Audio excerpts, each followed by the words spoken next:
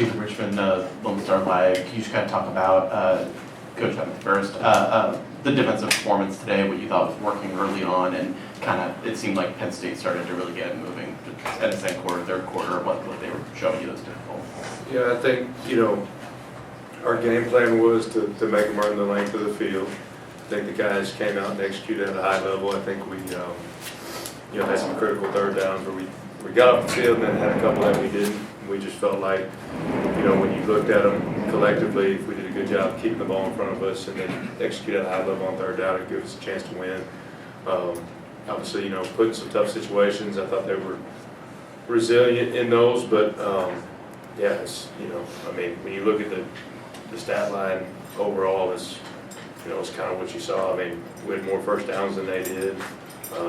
We let 4 or 5 runs pop that we didn't get lined up. The short yardage, really their drives they got going in the second half, minus the short fields or what have you, were just tempo and us getting lined up in some of those key situations. Didn't feel like they changed the line of scrimmage. I thought we stood up. Thought we were gassed, probably from the first quarter because we were on the field a long time in that first quarter, and I think over the course of the game that probably wore on us. But yeah, there were 4 or 5 runs uncharacteristic that we didn't net the football, get them down, whatever that situation was. Got tempo, didn't get cleats in the ground, but I thought I was proud of the resiliency our kids had. When our back was against the wall, especially early. And Casey, can you talk about what you kind of hope the offense learns from a game like this, what Kevin can kind of learn when obviously there's some execution mistakes and what they can take away from it? Yeah, well, the number one thing is that you can't be reckless with the ball. That was obviously put us in a hole, put Scott the defense in a hole early on. I do think that he responded later, and he had some throwaways that we had talked about at halftime. So he was able during the course of the game to adjust some of those things. But that you play a good team like Penn State, and that's going to cost you ultimately in those situations. Obviously, we got to do a better job finishing in the red zone. I thought we did. I thought we were aggressive. The game plan was to be aggressive. We knew we wanted to attack. We wanted to try to get things done. We kind of missed the throw there on the first drive of the game that would have been had a chance to score a touchdown there, and we were just trying to be aggressive in those situations. Challenged them at halftime, playing such a tough first half. Came back out just, very similar, I thought, to what we did at Clemson. Had a 10-play drive and a 13-play drive. Now they ultimately only resulted in 3 points. So we got to find ways to finish once we get down there and make sure that we do the things that are necessary. I think as far as, Kevin enters the offseason as the proclaimed starter, and he's our guy, and he knows what it looks like to get to this point. And anybody more disappointed in him right now. And but I know that he's got a short memory. He's done a great job of that, having that all year long. Obviously, he's got to come with maturity. You got to bring the maturity on. You know what I mean? And it's now the entire team is relying on him to be able to continue to handle and move the ball the way that we need to. And it's not a backup quarterback coming in situation like he was halfway through the season. It's now it's your team, and we got to go from a seriousness standpoint from that. But I was really proud of how they responded, honestly, coming out in the second half. And I think we've commented on that. We've been part of games this year where everything you call works, and we've been part of games this year where nothing you call works. And it's kind of just one of those days for us offensively. In the center front row. Steve Lansdale, PonyFans. When you guys go into the locker room on the short end of 28-point margin, in the offensive side, how much of the conversation was schematic adjustment, and how much was you and the offensive staff trying to sort of help your guys regroup and restart that second half with a new outlook? Yeah, I think that's a good question. I think you probably answered it in your question. It was a lot of it was that, schematically. I think that we felt like we had good scheme. We thought we'd run the ball a little better version than we did. Some of that was execution. Some of it was just missed holes, and sometimes they just made plays. They're a good football team. Some of those holes close up faster versus a defense like this than others that you had. So we felt good schematically going in there. Kevin felt good about what we were asking him to do offensively.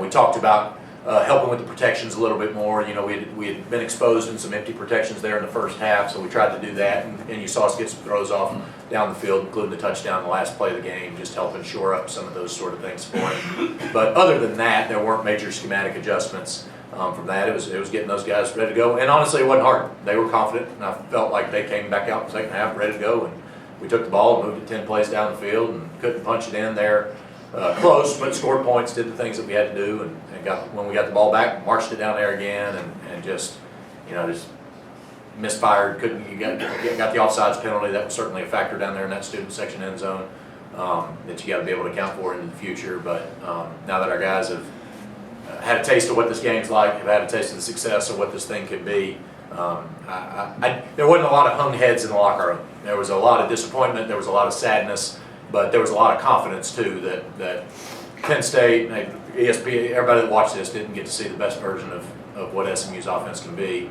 And but I think that they're confident in what the future of this thing can be. Let's start front row. Casey, Billy Embodied on the Pony Express. With Kevin, the last 2 games didn't start that well for him just from a turnover perspective. I know you guys went right down the field that opening drive, but now that he is the returning starter, do the conversations change around turnovers, maybe as far as preparing him to maybe avoid some of those in a sense? Yeah, they have to, right? In order for us to be good, he's a guy that has to be able to differentiate between a play that he can make and a play that's not worth trying to make.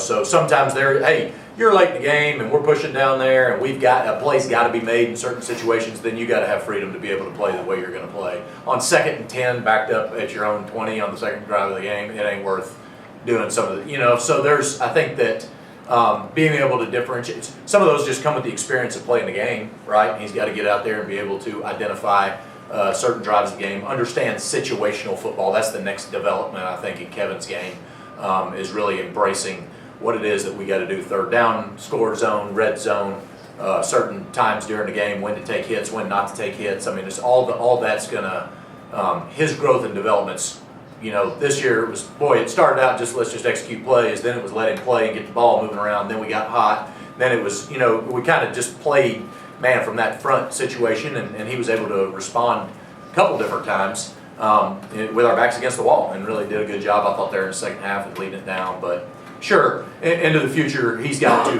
have a better situational awareness.